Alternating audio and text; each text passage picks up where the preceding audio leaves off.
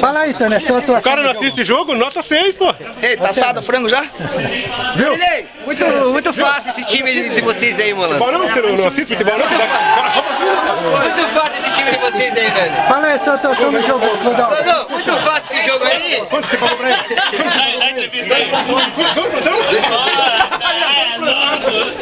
Caralho, brincadeira, manda aí. Fala aí, Vado, sua atuação no jogo, como é que foi? Vem, vai fazer 2 posições pra Mônica aí pra tomar roupa.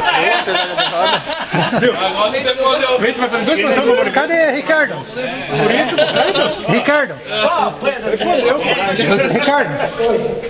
Fala aí a sua atuação no jogo, como é que foi? Cara, foi péssimo. Errei um pênalti. Você quer o quê?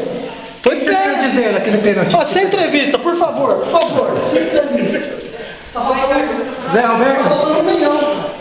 O time jogou bem pra caramba, ninguém conhece, ninguém. O time jogou bom, rapaz. Chico Bola mandou meio de campo lá. Professor Zé Roberto? Como é que foi o jogo? Jogo muito bom, né? Faltou o entrosamento da equipe. Ficou técnico.